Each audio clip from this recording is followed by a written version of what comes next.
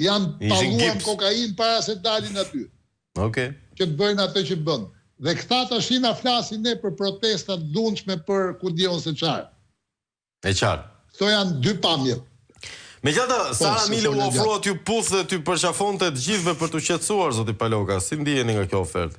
Përnder, unë pavarësisht se po vjetrohem pak, po vazhdoj të kem kërkesa, Flavio.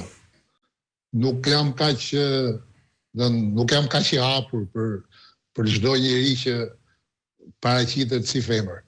E kuptoj. 14 më pak regjia,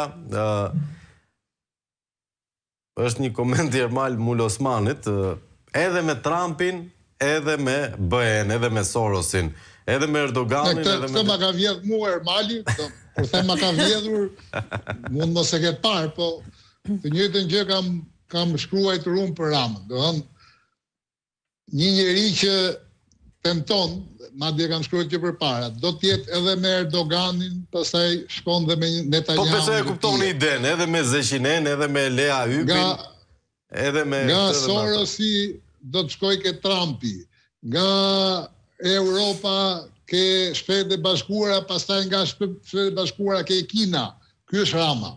Ai me kokra, kupton ti se më falë se ti e ke emisionin mëngjes drejt që të hajë dhe unë si them do të gjithë gjërat si duhet të them. Po mjafton thua që po citon Baton Haxhiun. Ja, këtë të koprave mirë, po puna është se ja shkruajta atë ditë Batonit. Rama është një prostitut, po e them kështu me delikatesë, që përdridhet sa kthej andej, vetëm Batoni mund t'i shofi kokra, një prostitut e tillë. Dhe vetëm rilindasit mund të gëzojnë, të entuziazmohen, që kam kryeministri një legend prostitut.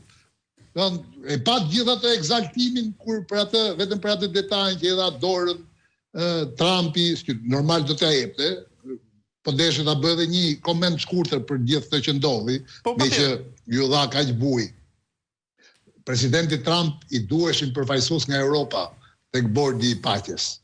Sepse siç e dini ju, Europa e ka vendet më të rëndësishme, kanë vendosur ose ta abandonojnë ose janë duke u menduar. Kështu që ca përfaqësi nga Europa i jepnin pamje tjetër bordit.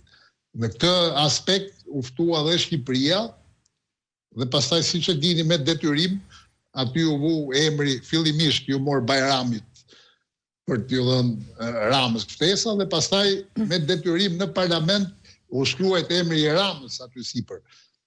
Kështu që gjitha ajo që ndodhi ishte në një farë mënyre e pritshme. Ore, Rama do ishte me Trumpin në një ambient tjetër nesër. Do ishte një aktivitet NATO-s, apo ka shumë institucione ku Trumpi dhe Rama mund gjendeshin në të njëjtën sallë. Gjithë lufta e tij deri tash ka qenë t'japi atë dorën presidenti Trump dhe t'ju thotë shqiptarëve që ja, gjithë to që u thanë